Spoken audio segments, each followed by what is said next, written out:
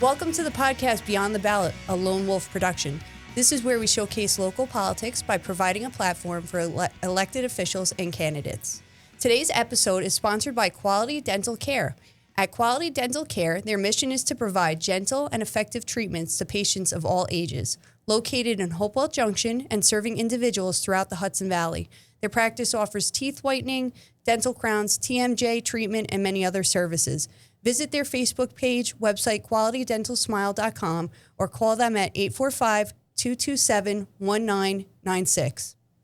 Today, I'm proud to introduce our guest, Jackie Annabi, who is the town supervisor for Putnam Valley. Welcome to the show. Hi, thank you for having me. This is exciting. Yeah, thank you. So let's start with your personal background. How long have you lived in Putnam Valley, and what do you think makes this area so special? I was born and raised in Putnam County. We owned a small family-owned business in the county seat. It was the court restaurant at the time. That's actually where I met my husband. Oh, really? Yeah, I met my husband. In the new diner. After we closed up the small diner, my father had the new diner, which everyone now knows as the Carmel Diner. My father had that built. And when my parents retired, they enjoyed at the time the life together. I met my husband at the diner in one of our last years at the diner. And when my father realized we were all going to college and getting married, he sold it off. So my husband and I, who is a Yonkers boy, we brought him up to the country. And we've lived in Putnam Valley where I raised my 4 beautiful children. Wow. And it's a great community, and I love it up here. It's a great place to raise your family. It's a great place to do things, and I just it's the heart and soul of what I was, what I know and what I'm used to. So, what did you do previously professionally? I understand you were a town council member before you were a town supervisor. That's correct. Well, professionally, like I said, I ran a family-owned business. I also worked at Macy's while I was in college. So I worked at the diner and worked at Macy's. And in Macy's, they had what was called the vault. And the vault took in all the money from the entire store. So I was responsible at 18 years old of all the income coming in from every register in the Macy's in Danbury. I was also handling customer service, and I did that through my years of college at Western Connecticut State University. I also, after I graduated, I was a paralegal. And somehow in between that, I got caught up in politics. I was seeing that it's harder for my parents to live, my children, and I needed to get more involved. So I got myself involved. And I ran for a town board because I wanted to make a difference in our community. And one of the first things I did on the town board is I created a co-op, an oil co-op, where people can save money when they have to fill their home with heating oil. That was one of the first things I did as a town councilwoman, was create that. It's a small savings. It was 5 cents off per gallon, and it's still happening. We still have that oil co-op active till today, and we still have oil companies signing on to it to help keep the costs down a little bit. Do you see any issue with that in the future, like with the state mandates of electrification of New York State? Do you see that it being you're still going to have to heat your house with oil. Mm-hmm. So that, having home heating oil is still going to be a necessity. Okay. So, having that, whether it's 5 cents a gallon, or, right now that's what they're offering, up to 5 cents a gallon off your home heating oil if you sign up with the Putnam Valley Co-op. And that's, if you're a Putnam Valley resident, you get a special code and you get the list of oil companies that are associated with it. That's really cool. After 3 terms as a town councilwoman, it was time to make a difference because we had to think outside beyond hitting our taxpayers over and over again to make the town run smoothly. And there was no real changes. And I got to tell you, I worked with some great supervisors. I worked with Bob Tendy, fantastic supervisor, who's our current DA. And I worked with Sam Oliverio, who is a lifetime politician. He was on the town board. He was our county legislator, and he became the town supervisor. So there were some great people I was able to see, but there was no real differences being made. And I knew something had to happen. And, I ran for town supervisor. And in these last 3 years, I was the only town supervisor to stay below the tax cap 3 years running. I'm also the only town supervisor who's ever brought in multi-million dollars worth of grants. Wow. To offset the cost. I'm also the only town supervisor who thought outside the box and brought in new forms of revenue, such as the arts. I brought in Kingdom Fair, which is similar to a Renaissance fair. I brought in streaming. Netflix and HBO came in, and they paid us for time to be in our community. They filmed in the past, but they've only paid us hundreds of dollars in the past. This time they paid us what our town's worth. And I wanted to make sure it was fair and not taking advantage of them, especially because, they were used to only paying a couple $100. Mm-hmm. But we did make over about $100,000, a little over $100,000 in the last 3 years of bringing income in. That's not hitting our taxpayers. Wow. That's just, revenue outside other than the grant money. The grants that we did bring in helped with a lot of our infrastructure, helped with, as you mentioned earlier, the Green Initiative. We're going to be getting charging stations because you can't keep burying your head in the sand and saying it's not going to happen. So instead of having to force us to do it, we are bringing tax dollars back to our town, first time ever, and getting services done that's not going to be a burden to our taxpayers. So these are huge accomplishments for our community. Right, I was going to say a long list of accomplishments. In 3 years. Wow. Yeah, so I'm very proud of it. Safe to say, instead of Jack of all trades, Jackie of all trades. I like that. That's amazing. That's great. That's just amazing. Thank you. So in your time, in your life, or you mentioned the previous supervisors, but were there any mentors or anyone, a role model in your life? Oh, yeah. My parents. My father left his home country of Jordan. I'm a first-generation Jordanian American, and I'm very proud of that. And when my father came over, he was 15, actually 14 and a half, came over by himself. He left his older brother with his parents and his 5 sisters at home in Jordan to come make a better life for them there. So he came here, and he worked so hard to build a life for himself. My mom came over with her family when she was 12. And my grandfather had a small shop in Yonkers, a grocery store. So, they both my parents in different realms of the world worked very hard to get a better life for themselves and their families. When they met in their 20s, they both created a world for us 7 children. He made sure all of us went to college. College and God were the first. Family, God, school were priority in our lives. He made sure we worked very hard every day. He also made sure we weren't afraid of hard work. So, and there is a difference. And anyone who knows. Working hard, doing your best you can, but hard work, getting in there and doing it, that's the difference. And he made sure we weren't afraid of any of that. So my role model are my parents, teaching our children to work hard, respect each other, and always putting God first. That is the most important thing in my life. And yes, so my parents are my role models. That's amazing. For fun, we'll pivot a little bit. I like that. Is there anything about yourself that people might not know or find interesting? I love my family. So any free time I have, I try and be with my kids. They grow up so quickly. It just seems like yesterday they were graduating from nursery school, and now my eldest is married. My other ones are all in serious relationships. It's, you blink.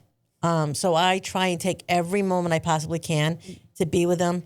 After losing my dad, spending as much time as possible with my mom is important. So nothing is more important than family to me. So that is what I do for fun. Right, just living in the moment. Living in the moment. People forget to do that. Yeah. I know it sounds corny. I try to take mental snapshots. So important. Of just you know what, it's really good right now. Let me just just embrace it and, not take it for granted. Yeah. People forget that there is a real world outside the virtual world, and they have to soak in that real world. Yeah. You already touched on your experience, your professional experience when you were a town council member and all your whole list of accomplishments. So we don't have to get into that again. So you've been the town supervisor for one term? One term. Okay. No, this is starting my second term. Okay. So this will be my third year. I'm finishing up my third year. Wow.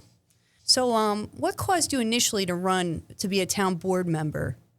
To be a town board member, I ran because I wanted to see a difference in our community.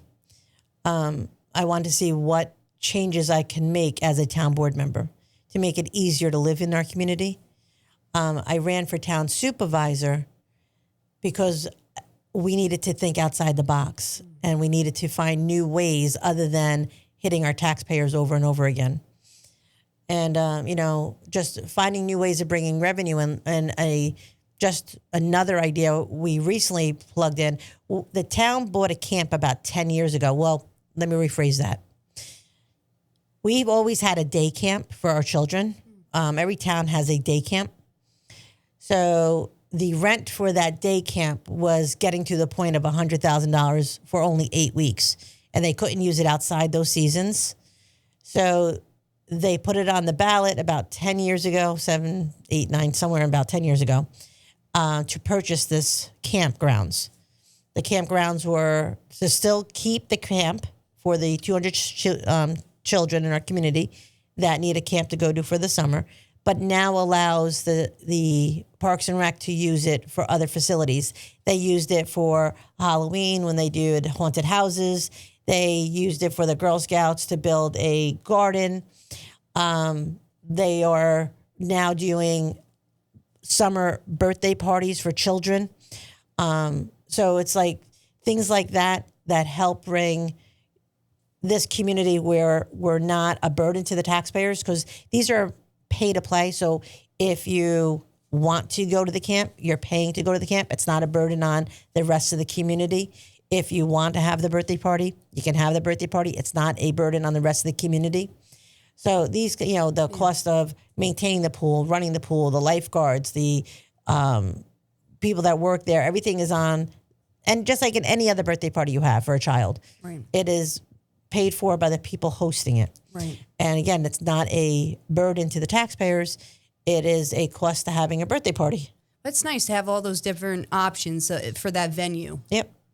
And, we received some funding from the county ARPA for our infrastructure, and it was only allowed for infrastructure.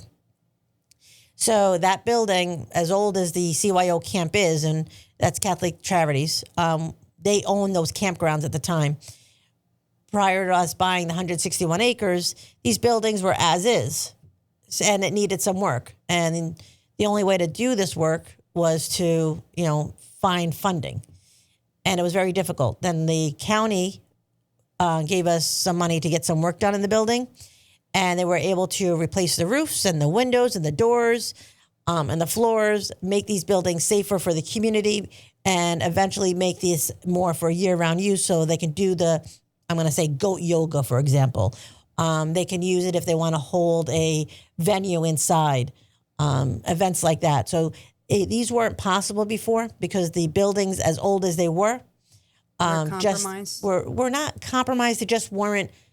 You couldn't use them in the winter. There was just no air conditioning. There was leakage in the heat, and so they had to upgrade everything. So again, all that bringing tax dollars back to our town without being a burden to the taxpayers, we're able to get these buildings fixed so the public could use these buildings safely when we're able to rent them out to them. That's great, though, to have those options. Yep. What is the difference between what is the power? What's the difference of the power between a town board member and a town supervisor? Do you have veto power or? No, the town supervisor is the same vote as the town board, but the town supervisor is the chief executive officer and the chief financial officer. I'm in charge of every expense in and out of the town, everything from the trucks that come in to the kind of sand we put on the beach, how every expenditure is done. As the chief executive officer, I'm in charge of all the managers, all the departments that we have in our town, working with all the managers for the budgets. The town board are liaisons between the public and the town. So, when there's a concern for the public, they reach out to them. I have the best town board. I've worked on, like I said, 3 terms of town boards. This town board is so active. We work together. We don't always agree, but we agree that our decisions are best for the community, and that's how you know it's a good team. I was going to say, so when you don't see eye to eye with one another, how do you resolve that difference, and how do you get things accomplished? Compromise. We figure out a way to make it work. I'm going to give you an example, is our short-term rentals. It took us a very long time to get short-term rentals regulated in our town. Short-term rentals is Airbnbs, Verbos, HomeAway. These were happening. With or without regulations, they were happening, but there was too much abuse happening. And I don't mean that in any disregard, just people didn't know. And you only know what you know.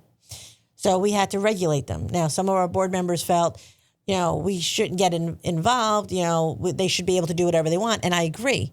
But when you are imposing my rights by coming onto my property because you didn't know that I can't take someone else's canoe out of the lake, that, there has to be guidelines set in place. So working with the town board, we were able to set very thorough guidelines where it's fair for the host and for the neighbors and for the guests coming into town. The guests coming into town are paying a hotel tax, just like they would if they go to the Hilton. They pay a hotel tax. It doesn't come on to the community's not paying for that. The host is not paying. It's the guests coming in that are paying a bedroom tax. And that is another source of revenue. And that serves another source of revenue coming in that we never had. So these new ways of bringing in revenue are thinking outside the box. So we are bringing in tax dollars that are brought into our town without burdening our residents, so we can get infrastructure done. Because as well as we have all these grants, the federal government's very slow. So we do have millions of dollars worth of grants. Getting that money from them is slow. It's earmarked. We're getting it slowly, but work has to get done. Did you have any specific challenges in your tenure? Oh, yeah. I was lucky enough to be the town supervisor when we had the millennial storm. We had almost $9 million worth of damage. We had sunken roads. We had road collapsers. We had literally bridges floating down the lake, down the Peekskill Hollow Brook. That was July 9th and July 10th of 2023. I want to give you a funny story. So it was about 11:30 at night.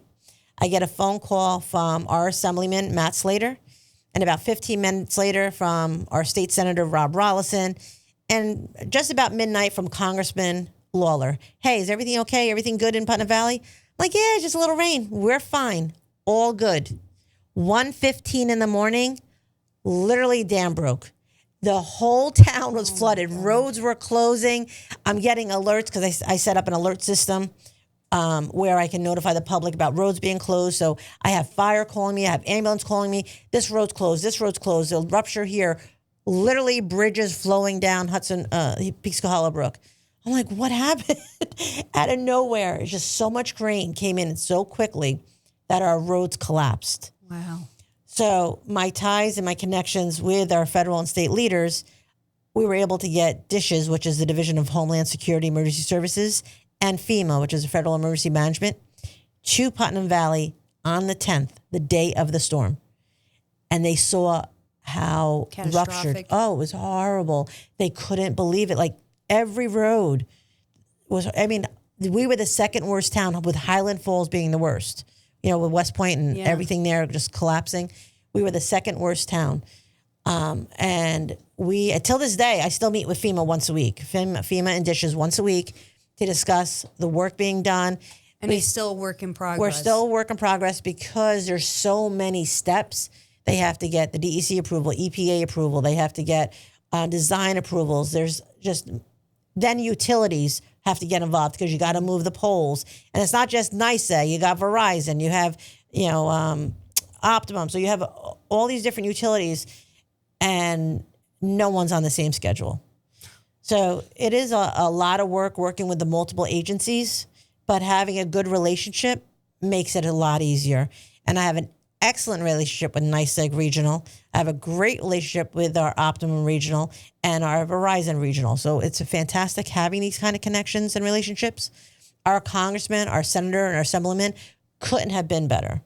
I mean, the amount of money they have earmarked where other towns have lost that money, we have it. We have it earmarked. We're not losing that money. They see the progress that we're moving forward with, and that money is trickling in. So we're very fortunate to have this kind of money coming in and that representation and staying under the tax cap. We had a $14 million budget, and we have about $9 million worth of damage. That would have bankrupted any town. Wow. And we were able to do it and stay under the tax cap. If you're reelected, what are some of the goals or ambitions that you have for Putnam Valley? Well, some of the things continue to finish up the work that we're doing, getting the rest of the infrastructure completed. I'm also looking to do more community events, such as we're in the process of getting a grant to do a senior outdoor fitness. We'd be the first in the area. We would be putting it at the town park. This would be for an agility. It would help cognitively. It would help ADA. So it's something, when I was down in Florida with my mom, I saw this and I said, this is perfect. Why don't we have this? So I took some pictures. I sent it to our director, Frank DeMarco. I sent it to our town planner, and I sent it to our grant writer. I said, find us a grant. So they're in the process of doing that, and we're hoping to move forward and get that done by September of this year. I'm also would like to do more community stuff, such as a miniature golf in our area. I think that would bring the community closer together. That's funny. I was just thinking about that the other day. That would be great. Yeah, there are a couple of sites that we're looking at. One is at Oregon Corners, because right now we have a substation. It's an old police station that the county gave to us that I can raise or tear down. Would it be indoor or outdoor? It would be an outdoor miniature golf. Okay. So that parking lot where the building is currently, I'm looking to level that building, make that a municipal parking lot where now people can park and go support our local businesses. And I'm hoping that we have owned about a half an acre right across there. And I'd like to see if putting a miniature golf at Oregon Corners in that half an acre is a feasible place. There's a lot of logistics to it because it's on a main roadway and it's on a hill. But I think miniature golfs always have a little bit of a challenge to it, especially with walkways and stairs and the nature of its course. So if we can make that happen, there might be a miniature golf in the near future. That is one of our goals. So, between having a municipal parking lot and having a family-oriented miniature golf there, I think it'll help bring more family-oriented businesses in town. And, just like... definitely be a draw for, younger people, families. Absolutely. What do they say? You build it, they will come, right? You never know. But I think having these things in our town makes a huge difference. 3 years as a town supervisor, there's a lot I'd like to do. But government works slow when you're dealing with federal and state government. And you never want to be a burden onto the taxpayers. So everything I'm doing, every idea I have, every decision I make is based on, is it good for the town? And is it going to cost us money? And if the answer is yes, it's good for the town, we move forward. If the answer is it going to cost us money? We find a way around not costing us money. But we'll make it happen. I just want to take a moment kindly to thank the sponsor for today's episode, Quality Dental Care. At Quality Dental Care, their mission is to provide gentle and effective treatments to patients of all ages, located in Hopewell Junction and serving individuals throughout the Hudson Valley. Their practice offers teeth whitening, dental crowns, TMJ treatment, and many other services. Visit their Facebook page, website, qualitydentalsmile.com, or call them at 845-227-1996. I have read, by means of bipartisanship collaboration, you have led the charge in ensuring that Putnam Valley receives funding through county sales tax sharing. Can you expand on this? Yes. So, in the beginning of the year, I knew that the sales tax extender that the county has, that is offered to every county by the state, was up for renewal. The county at the time was looking to drop that extender by 0.25%. How often does that happen? Every 2 years for the extender. So they wanted to drop it 0.25%, which would have saved anybody who shopped in town 2 cents on every dollar, or 25 cents on $10 worth of purchase. Mm-hmm.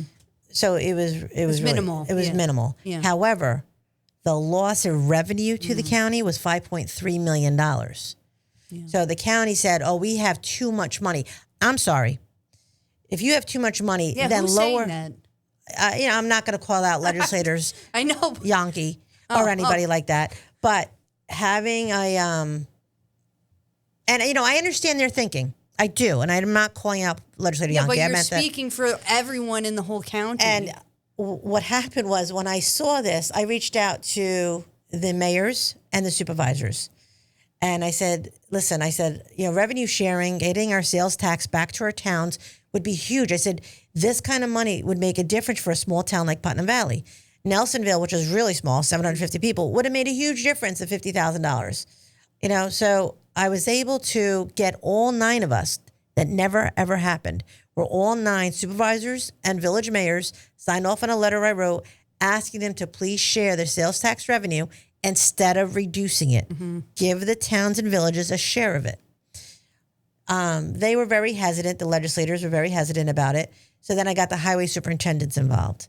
And they said this kind of money would make a huge difference in our infrastructure. Please share the sales tax revenue with the towns and villages. So now we have a bipartisan towns, mayors, village mayors, town supervisors, and highway superintendents all asking the county to do the right thing. We represent literally every resident in the entire county. Mm-hmm. And, it was split 4 to 5 there. So they weren't representing the entire county. We were. And we were telling you, this is what your residents want. This is what the constituents want. Right. It was going back and forth for a while. I reached out to our state senator and our state assemblyman on both sides of the aisle, Dana and Matt and Peter and Rob, and I asked them to please meet all 9 of us. We met at the Putnam Valley Ambulance Corps, where we discussed the needs to having the sales tax revenue sharing. We knew that our county executive Byrne was going to veto the decision of dropping it, and we needed the state to put in what they call a home rule resolution. And that would bring it down to the legislators and saying, you need to either sign this or you're going to lose the 1% extender, which would be over a $20 million loss in revenue to the town, to the county. County can't afford to have a $20 million loss in revenue. Why would anyone in their good mind? I can't speak for why they wouldn't. I understand that they felt that there was too much money already in the county, but that they can use that money to lower property tax.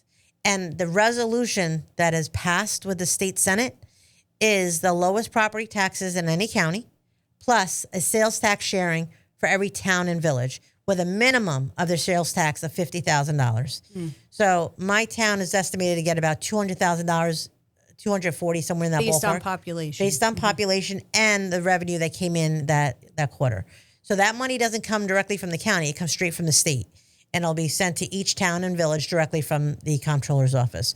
So this is going to be a benefit to every town and village where we can get things done without burdening our taxpayers. This is just another way of working for our people and not bringing our tax dollars back to our community and not being a burden.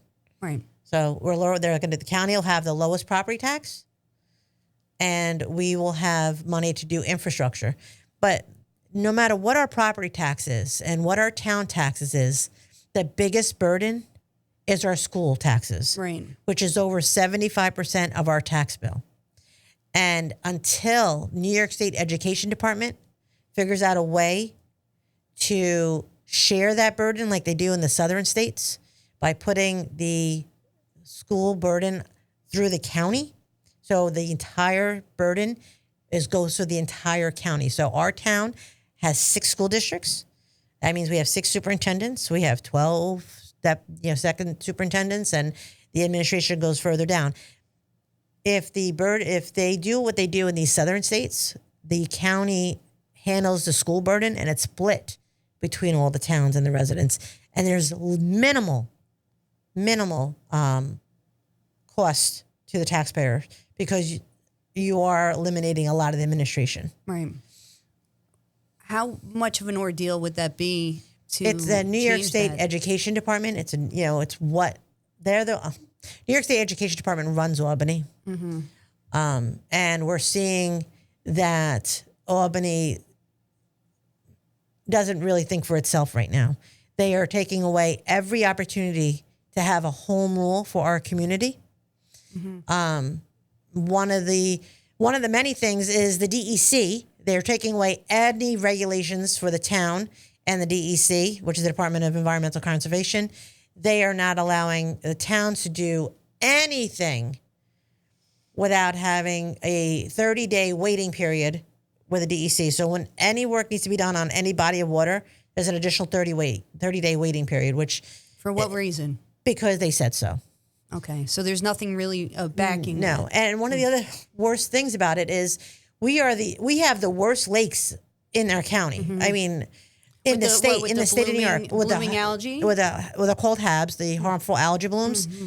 We are one of the few states not allowed to use biologicals. Every other state around us uses biologicals in their lake. These biologicals kill, and that's the problem. The DEC doesn't like the word kill the blue-green harmful algae blooms, which makes the lake healthier and stronger, gives it the oxygen it needs. It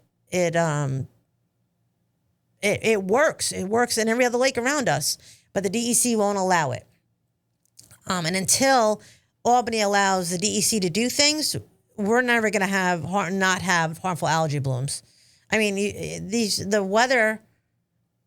I mean, right today, I think Putnam County has 5 lakes closed because of harmful algae blooms. Right. If we had biologicals in here, we wouldn't have this issue. Right. You don't have these issues in other lakes out of New York State. So, New York State puts their thumb on every little town where we can't do what's best for our community. That's just one example. Another one is the battery storage, which was a huge issue not too long ago. They want to put their thumb and tell the towns what to do, how to zone out. It's very difficult to do that when we have a small community like Putnam Valley. So we do have a moratorium in place where large storage units cannot be put in the middle of a residential area. But they can still come in and say, yeah, that's a nice law, but we're doing what we want to do. Right. And the most recent and horrific abuse of power is them taking away home rule from the voters. They're making it that every election falls on a gubernatorial or a presidential election. So now it's no longer about, your lakes and your roads. It's about immigration and war. And they're going to vote on the party, not the person. And they're not going to hear what's really happening in our community. And that's the most harmful thing that can happen to any community is when the voter's voice is suppressed. And that's what they're doing up in Albany. Right, which is most likely planned. It's very well orchestrated. And it's terrible. It's not fair. Well, you got into my question about local control, and I just want to know, how do you plan on preserving local control? Do you have any specific, Michael Kazari, he wrote the letter to Pam Bondi, who's the Attorney General, asking for her, her support in defending the constitutional right of home rule. Would you consider doing anything like this? Of course, absolutely. But these letters are feel-good movements. Yeah. But the real movement is making zoning changes, and that's what you have to do. You have to make zoning changes, which is what we're doing. We are changing our zoning codes, but again, nothing is easy. It has to have public hearings. You have to have votes. You have seekers involved. But yes, we are changing zoning codes to make sure that our community is safe. We are on well. We are on septic. We have to be very careful about the stuff that they want to bring into communities like Putnam County. Not everyone can afford this. I mean, Dutchess County is on sewer, and they're, I don't believe they're all, I could be wrong. I could be turning out of turn here. I don't know if they're all on sewer and town water or not, but definitely a lot more than we have here. Right. So we have to be careful and respect what we have here in our community. You know, they put all these regulations on us that, like, for example, the DEC, to make sure our water doesn't harm New York City, because, you know, our water is the New York City drinking water, City of Peekskill drinking water. But then they want to take away any regulations to do what they want, so that it's, for them, it's do as I do, not as, do as I say, not as I do. Right. And that's the unfair. And they're very hypocritical up in Albany. Yeah, my concern is these lithium battery facilities possibly being used for AI data centers. That's the what I'm hearing might be the loophole for them. Transparency is a buzzword with political campaigns. Do you feel that you've always operated with full transparency? Oh, absolutely. I from day one, I make sure I have a newsletter out. All of our meetings are live streamed. They can be seen in person. They can come in person and watch. You can watch it. You can be out of the country and watch ours on our website live. We also have it on Instagram, and we also have it on YouTube. I have an alert system that goes out. There is, I can't be any more transparent to the public. And I'm always in town hall. They ever have a question, they can reach me on my phone. They can text me, they can call me, they can email me, they can stop in and see me. I'm always available. I know I messaged you personally on Facebook like months ago, and I don't even live in Putnam Valley, and you got back to me right away. Yeah, so, you know, Facebook is probably, honestly, with all due respect, is the worst. And because first off, you don't always see the messages. And I'm in about 140 groups. So it's very hard to monitor, not just 140 groups, but every comment in 140 groups.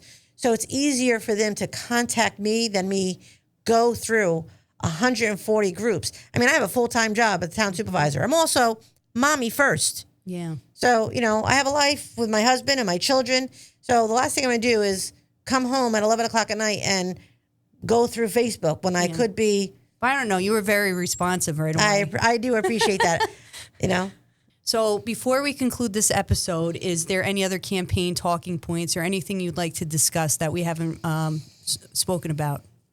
I think when running for office, having experience and having community and governmental connections is very key in getting things done.